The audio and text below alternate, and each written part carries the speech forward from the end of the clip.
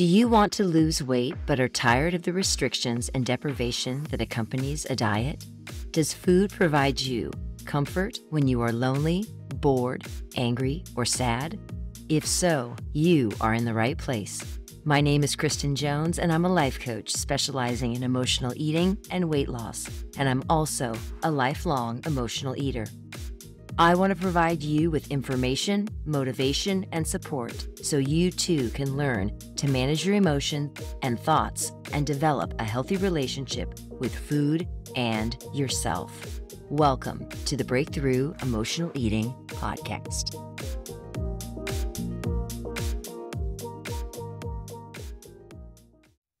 Hi, and welcome to the Breakthrough Emotional Eating Podcast. My name is Kristin Jones, and thank you so much for joining me this week. I have been an emotional eater since I was 7 or 8 years old, and it is something that has always been a part of my life. I did not get a handle on it. I didn't learn to manage it until about 5 years ago. So I have been in recovery for 5 years, and there are daily routines that I must do to maintain and continuing to move forward with my recovery. And those 3 routines are what we're going to talk about in this week's episode, because I think it is so imperative that emotional eaters know that if you are going to, if you choose to address your emotional eating and you want to start to manage it, there is work involved. And what that means is that you need to commit to doing some things, most likely for the rest of your life. I know I have decided that I am going to have to do these things every day for the rest of my life, or as often as I can do them for the rest of my life, because emotional eating has been such a dominant part of my life for most of my life. I'm still in the infancy stages of changing how I think about food, and it's working amazingly well. And I want it to continue to work. So I need to keep doing this daily work. So these 3 routines are what we're going to talk about today, because I think they're so important and I want people to be able to do them. The reason why I think it's so important that emotional eaters need to do these things is that the first thing is it calms your brain down, allows your brain to recognize that there is a routine, that there is a pattern, there's something that you are doing on a regular basis that is regulating your nervous system and keeping it in a calm state so you can respond to any of the triggers that may come up throughout your day. It also allows an individual to go from a scarcity mindset to an abundance mindset. And when we are in an abundance mindset, you are not as likely to turn to food because you're feeling really positive about your life, because you're looking at things with the glass half full as opposed to the glass half empty. And finally, it builds self-esteem and your confidence, because part of these routines naturally remind you of who you truly are, and not the voices and the things that you hear from other people, but who you are at your core. And when you are doing that for yourself, it is so much more powerful than when you hear that information from anyone else. So let's dive into the 3 things, the 3 routines that you, as an emotional eater, should be doing on a daily basis. So number 1, the first, and I think the most important of the 3, is gratitude. And that is recognizing all of the amazing things that you have in your life. Now, there are 3 very distinct reasons why gratitude is so important. The first reason is that it shifts your focus away from negative and it brings it back to what you have in your life. Our brain automatically wants to go to what we don't have and what we don't do well. And gratitude reminds you of all of the amazing things that you actually have in your life.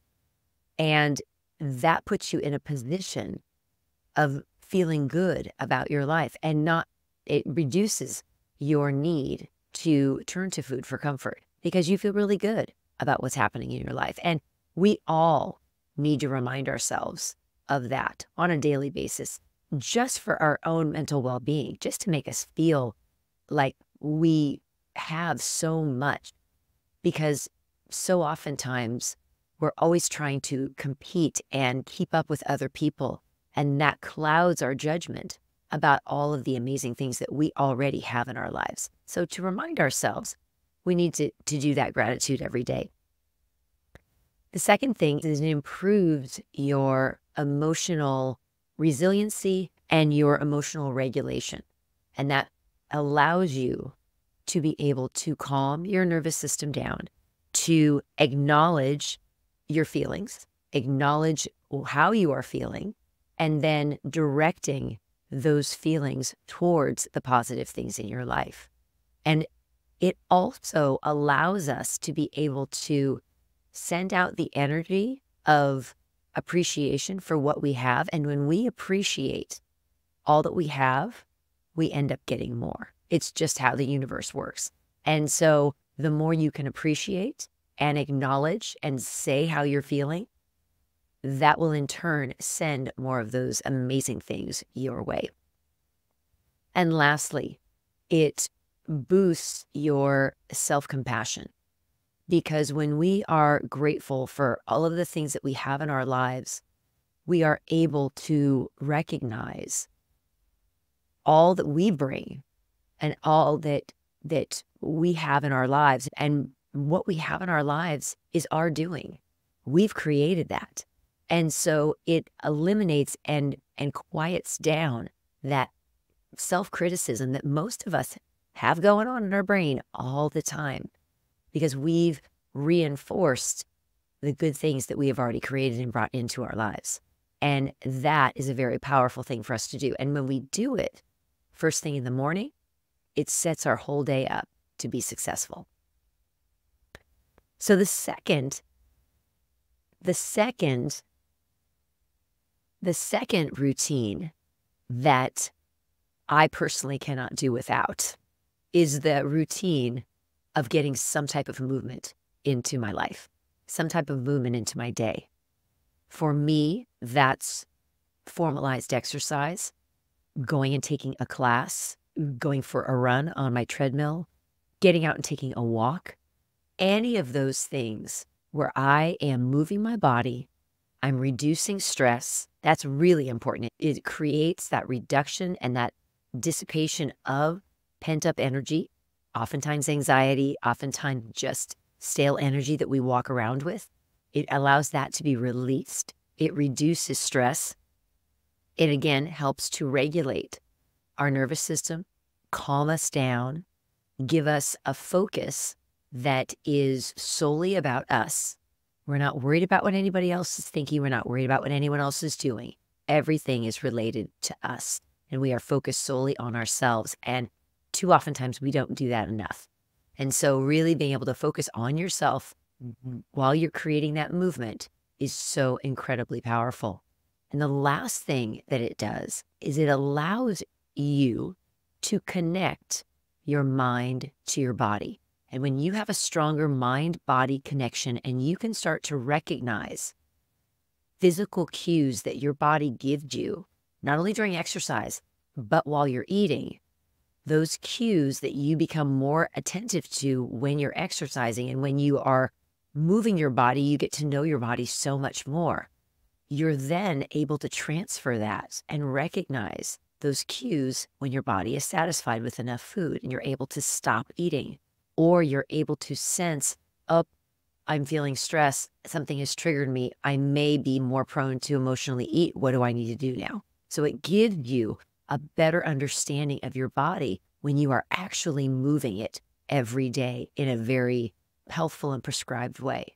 So movement is so important. Having that as a part of your day, whether it's 10 minutes or whether it's a formalized hour, however long it is, moving your body and just being in touch with your body is so very important. And it's something that I cannot go without doing, whether it's a 10-minute walk. Sometimes I have rest days and it's just me going for a 10-minute walk, putting my earbuds on, walking to the grocery store and buying my groceries instead of driving my car. But getting out and doing that movement allows me to connect with my body, and that makes me more in tune with my body. And then I can recognize when I'm feeling that stress, and that stress could then lead to some emotional eating. And then I'm able to then come up with a plan for what do I want to do to prevent that from happening. So again, movement, getting some type of physical movement into your life every day, super important.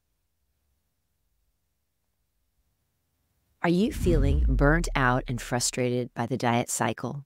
You're not alone. We've all been there, chasing that next magic bullet, feeling deprived and never quite reaching that elusive goal weight that we've always wanted. What if I told you there is another way, a way to ditch the restrictions, make peace with food, and finally start feeling good in your own skin? That's where my online course, Stop Dieting, Start Feeling, comes in. This isn't your typical diet program. It's a transformative journey that will help you reconnect with your body, ditch the shame cycle around food, and discover the joy of eating foods you love without guilt. Imagine waking up every morning feeling energized, confident, and free from diet obsession. Stop Dieting and Start Feeling is about so much more than weight loss. It's about cultivating a healthy relationship with food, with your body, and more importantly, with yourself. In this course, you'll learn proven strategies to identify and overcome your emotional eating triggers, make peace with all foods, even the scary ones that you probably haven't eaten for years because you've been on a perpetual diet. Break free from the diet mentality once and for all, and cultivate body positivity and self-compassion. Stop Dieting and Start Feeling is your chance to finally stop the yo-yo dieting and experience lasting transformation. This course is for anyone who's ready to let go of restriction, make peace with food, and finally start to feel your best. Are you ready to take control of your health and happiness? Head over to the link in the show notes and click on the link and visit my website and sign up for Stop Dieting, Start Feeling, and be ready for your life to be transformed. All right, we're back with number 3, the third routine that you need to do as an emotional eater to maintain your forward progress in managing your eating and your relationship with food. This last one can be combined with your gratitude.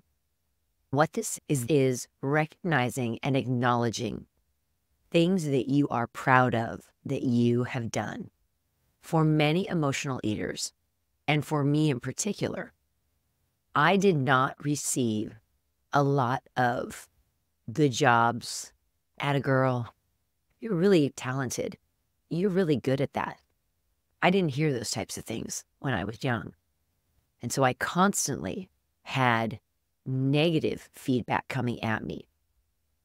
You're not very smart. You're stupid. Why didn't you do that? How could you be so dumb? All of those things were said to me, and those were reinforced.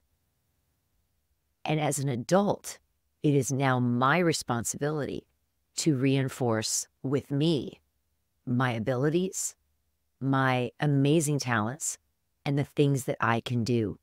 And the way I do that on a daily basis, and the way I would encourage every emotional eater to do, is reinforce yourself and your value by reminding yourself of all the things that you are proud of that you've done in your life. Now, do you have to do all of them all at the same time? No. every day, maybe list 5 things. And it could be 5 things that you were proud of in the last 24 hours. Or it could be something that you did when you were a young child. But acknowledging it and giving yourself that recognition is so very important, because it allows you to be nurturing and caring for yourself and giving you the parenting that many of us didn't get. That's a basic need for a human being, is to be acknowledged, to be loved, and to be celebrated. Those are basic human needs. And most people, a lot of people didn't get that. I know I didn't. And so this is something that I work on every single day. So if you have issues with self-doubt, with self-esteem, with believing in yourself, trusting yourself, this is something that's pretty common for emotional eaters. If you're a people pleaser, you feel like you have to keep everybody happy. This is paramount to you being able to change your own viewpoint of yourself. And when we can change our own viewpoint of ourselves and feel positive about ourselves and who we are, the desire and the need to make ourselves feel better by turning to food disappears. We don't need it, because we have created that feeling of value and worth within ourselves on our own, and no one can take that away. So this routine is so important as well. It's equally as important as the gratitude, and it's really doing a lot of much deeper work for you when it comes to building yourself up and reminding yourself of how incredible you truly are. So those are the 3 routines that I would recommend to any emotional eater: gratitude, daily movement, and acknowledging and recognizing the things that you have done that you are proud of. And if you can incorporate those things into your life, and the best way to do that is first thing in the morning, doing it before your day gets started, you've established a baseline positivity, creating a feeling of abundance, of all the value that you have, and then you go on and face your day. So my recommendation would be to have this be first thing in the morning routine, doing all of these things in the morning, and setting yourself up for success, not only in your interactions with others, but also your interactions with food. It is my pleasure to be able to share these things with you, and I hope that this podcast has been really important and valuable to you. Start these routines tomorrow morning. Make it your new habit, your new routine to take care of yourself and set yourself up for success moving forward in all aspects of your life, but especially with your eating. All right, take care. I'll see you next week. Thank you for listening to this week's episode. To take your first steps towards never dieting again, get my Stop Dieting Guide. Go to www.kristinjonescoaching.com. That's Kristin with an I-N. And learn a sustainable way to lose weight and develop a healthy relationship with food. I'll see you next episode.